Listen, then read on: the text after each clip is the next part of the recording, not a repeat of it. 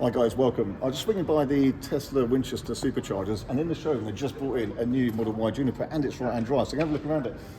Bear in mind, I just having to film this on my phone. I don't have any camera gear with me. Wasn't expecting this, so I hope the video and audio is okay. But let me have a look, show you around this car. So this is now the new standard colour of the Model Y Juniper, but it does have the upgraded 20-inch wheels, which look great.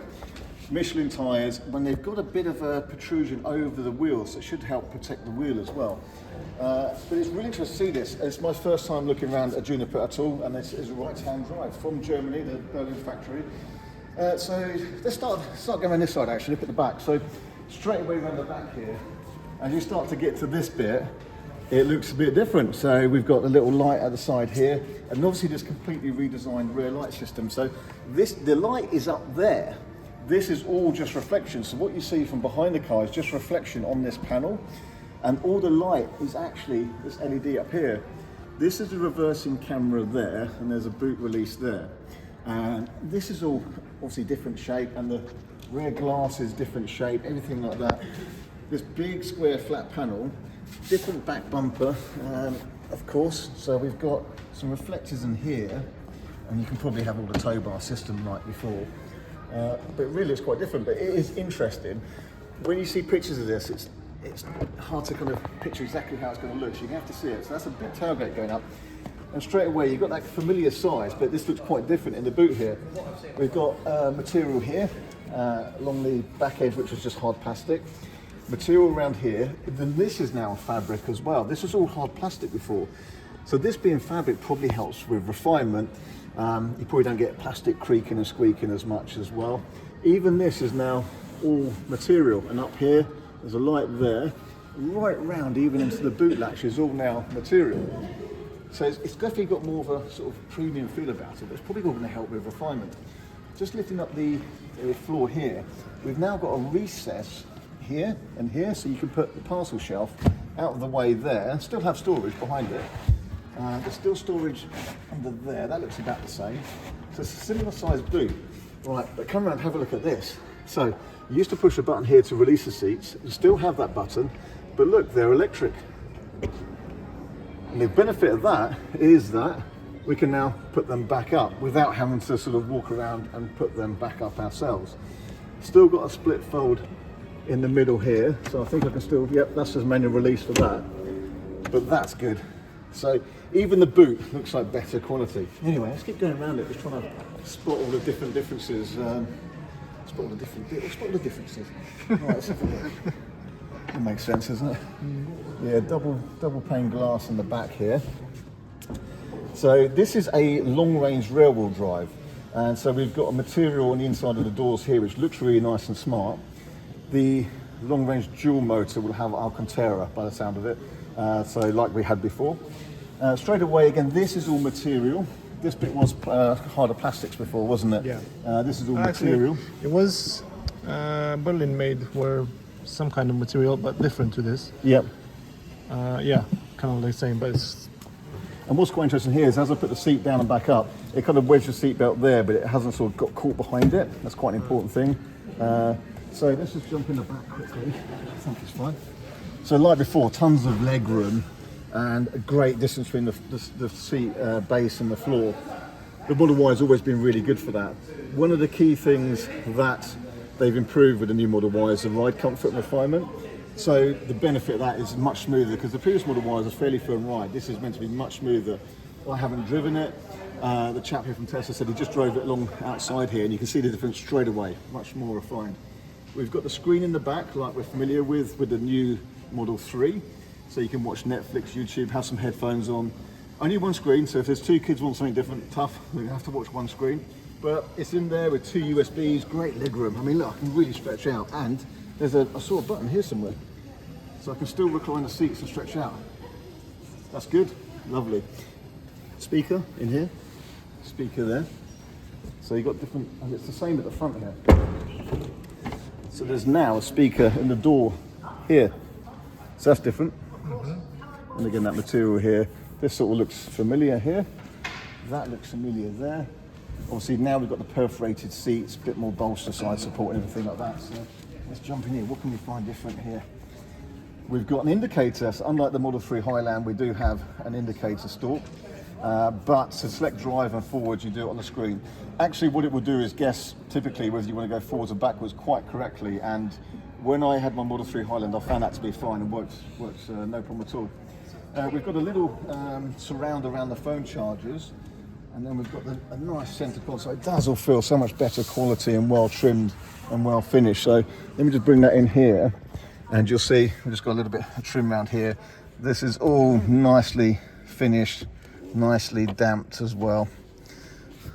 Centre compartment down here, lovely, all good. This is going to be, so what's it going to show? 47%, 153 miles of range at 47%. This is a long range rear wheel drive, and you've got 5 miles on the clock. Lovely, that's a good graphic, isn't it? Again, here, this is all material. This is all, you can feel it, slightly padded material. So it definitely feels good quality in here. This feels really premium. It's good. I don't think they can be criticised for that. This is redesigned, so actually wing mirror. So it's got this kind of groove in it, probably either aerodynamic or how it directs water, doesn't spray on the glass so much. This is new as well, so there's a sort of lip on this camera on the side. So there's a lip there, so spray and deflects the water and stuff like that, doesn't go on the camera, keeps that cleaner. That's different as well. That trim's different, yeah? It's a bit rounded. It is, isn't it? Yeah, a bit more rounded and slightly thinner, I think, isn't it, compared to the previous one? Looks nice. So Michelin Pilot Sport EVs on these 20-inch upgrades. Let's see in there if that's interesting to you. And then of course we've got the light bar at the front. Serge, can you pop the front up? So that's the headlights there, isn't it? Yeah, so these are just running lights all the way across here. That is the headlight in there. There'll be matrix, like we've seen on Model 3. Bit more vulnerable to being damaged in a car park, I guess.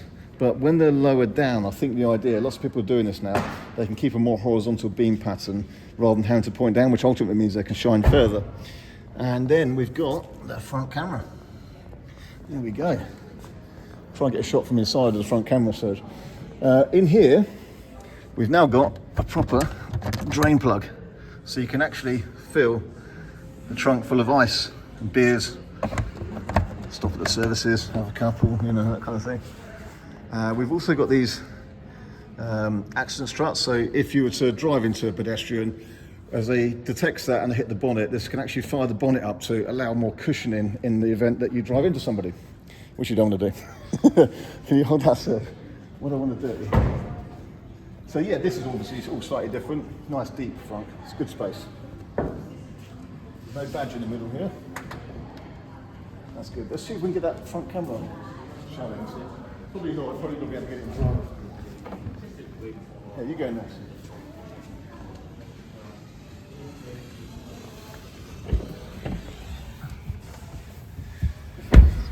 So, we go to cameras, and there's the front. There we go. Oh, that's cool. It's quite Rear. wide field of view as well. Front. So you can sort of switch between. Obviously, I think when you're going forward or backwards, we don't have the keys to start the car, but the camera and the cameras in the Tesla have been great. You compare it to like a Porsche Taycan, which are just rubbish and distorted. So it looks like a nice wide field of vision. Obviously, it's quite low down, but it will probably help with the self-parking functionality. And then obviously that door's open. That's just a reflection there, but as ever, good quality cameras. But front cameras they gave in, Serge. Yeah, they're pretty good. So interesting to see that. And that to get one then with the self-parking, it's going to just work better, isn't it? Yeah. Is this slightly different? And we've still got the camera, the little interior camera there, so you can watch where your dog was up to. Still got the sort of frameless mirror there. This is obviously all quite nice, ambient lighting, speakers here. And apparently these air vents can do like a sort of wavy waft, so that they're not just in one fixed position they're blowing, they can actually waft slightly. Yeah. And only this can do that. It's the first Tesla that can do that. So I believe, correct me if I'm wrong in the comments below. This is nice and sort of padded kind of leather feeling, isn't it? It just feels so much better quality. Let's see if the glove box isn't locked. So I think, is that smaller? Yeah. It's a little narrow slot of a bit glove smaller. box. So I think that's smaller, yeah. Carpeted down the side, sort of padded. Sort of a surround here. Yes, yeah, I pointed out. And here, the carpeting, it goes right up here. So again, you shouldn't get seats squeaking against the side of the console and stuff like that. Anything else you can spot, sir? Just nicer, isn't it? It just feels much more premium, doesn't it? It does, yeah. Feels much more premium. And the indicators talk there. I wonder if these are retrofittable. The stalks, yeah, on the Model 3, probably. Because this looks the same. Just trying to see if there's anything here. So even the rear-wheel drive long range has off-road assist. Have a look at it on the traction control. So that's interesting. And then you've got the option to auto shift. Yeah, slippery surface. So that's new, is it? Yeah. I've not seen that on any of them before. No. So I think the autopilot settings all look quite familiar. Locks, 2 key cards. That all looks hands-free trunk. So you can walk up to it and it opens the trunk for you. The Model 3 Highland had that and it worked pretty well, to be fair. Adaptive headlights, yes. Settings for accent lights, so you can change all these colours around here. Oh, these. So you can fold the seats from here as well. There you go. Cool. And then you can move this passenger seat forwards and backwards, but only if there's not anybody in it. Yeah. There's no more warmer on the middle seat. Oh yes, yeah, true. So let's go to display. That all looks pretty familiar. Can't see anything particularly new there. Same. Service. That all looks pretty similar, doesn't it? Berlin build. Yeah, Berlin made, yeah. So the most different screen here, we've seen the slippery surface one, even on the rear wheel drive one, and then the seat configuration here with the child locks as well. So that's pretty cool. Right, let's have a just walk around the outside of it, then that's about all we can do with this video. But it looks cool, it looks nice. Can you put the headlights on, Serge? I don't know if it would go on without the ignition. So it's roped off, but they've let us walk in there, it's nice.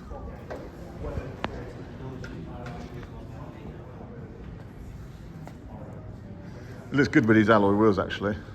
So these are an upgrade, but this is now the standard paint colour, not white anymore. Looks nice as well. All the sort of panel gaps, the fit and finish all look really good. Just look at the reflections on the bonnet. That looks good. Why do you put the headlights on without the car being on there? I've put them on. I had to put them on manual, and then I put it back on automatic. That's the same. Yeah, I see them on. Yeah. There's all the shut lines look really good, don't they? The quality and everything like that looks really cool. And the back. Definitely look at. That looks great, doesn't it? So it says long range. So long range rear drive says long range. I'm guessing if it's long range dual motor, it'll probably say dual motor.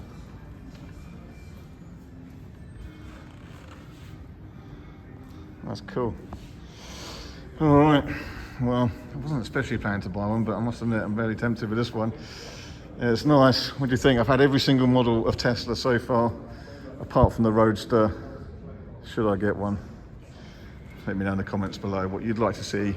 Which version should I get? To be honest, I think long range rear drive is my pick of the bunch, but I'll have a think. I'll have a think whether I should get one and which version to get.